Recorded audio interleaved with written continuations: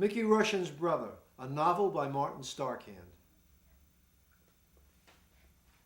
Brooklyn, 1931. Amy Schumann was 12 years old when she came to live with her grandparents, whose apartment was just around the corner from the Roshensky residence. A sweet-faced, chubby young girl of Bobby's age, she eventually became smitten with the gangly, sad-eyed youth who passed her house regularly on his way to school. If Bobby took any notice of her, Amy was unaware of it. He always seemed to be preoccupied and distant as he strode by.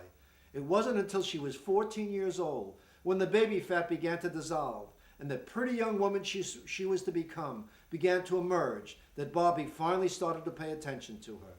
They both attended the same public school together, and ended up being in the same class that year. Although she was a bright student, Amy was having a problem in her English class. She didn't like to read. She found it boring and distracting. She preferred to daydream. When she found out she might fail her English course, Amy turned to Bobby for assistance. He readily agreed, and now the two of them were spending time alone together.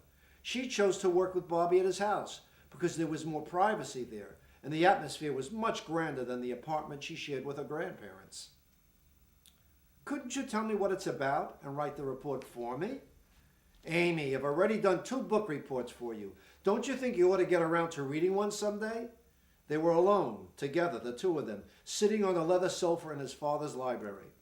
I try, but after 5 or 6 pages, I can't concentrate anymore. Besides, I love it when you tell me the story. You make it sound so interesting. Amy, 5 or 6 pages are not enough. Sometimes you have to read 10 or 20 pages before you get into the story. Please, Bobby. Pretty please? Okay, he caved in. But sooner or later, Mr. Damrosch is going to catch on. What are you going to do then? Mr. Damrosch was their English teacher, and Amy knew if she batted her eyes at the man once or twice, he'd believe anything she told him. When he warned her she was in danger of failing his course, he'd also offered his services as a private tutor, free of charge, the old lecher. What are you going to do then? Bobby repeated. Why, lie, of course, she smiled sweetly at him. Bobby pulled a book down from one of the shelves on the wall and tossed it on the couch. Amy picked up the volume and read the title out loud. The Time Machine by H.G. Wells. What's it about? A big clock? In a way, it's a story about a man who invents a machine that can go backward and forward in time and makes a journey thousands of years into the future. Anita DeFlorio says you kissed her, Amy interrupted. What? Anita DeFlorio said you kissed her at the Halloween party at her house last month. Is that true? Yes, I guess so, Bobby answered, a little flustered. Anyway, when he sits at his machine, he can see the world changing around him as he... She says you kissed Janet Nichols too. Is that true? Yes, Bobby could see she was not going to let go of it. Do you think that Anita is prettier than me? No. She's got big boobs, doesn't she? I never noticed, he lied. How come you kissed her and Janet Nichols? We were playing a game, spin the bottle. You never kissed me, Bobby.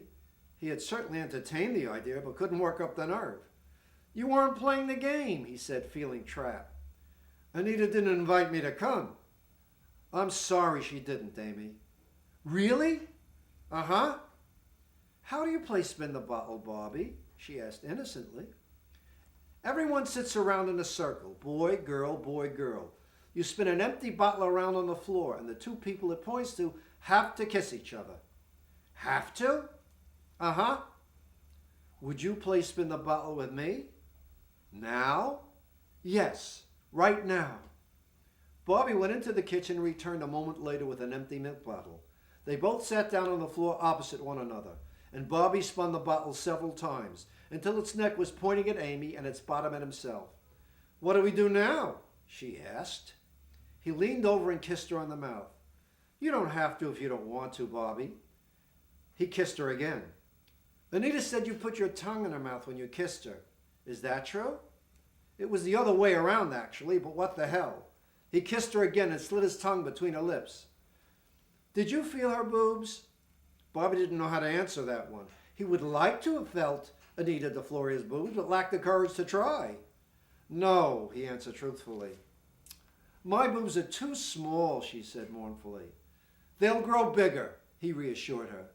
I have a handful, I think. Would you like to feel me? She unbuttoned the top of her blouse, took Bobby's right hand and put it on one of her blossoming buds. As Bobby cupped her breasts, a shock of pleasure rode up his arm and into his body, and his heart tried to tear loose and squeeze itself between his ribs. It's the way Adam must have felt when he discovered Eve's real potential.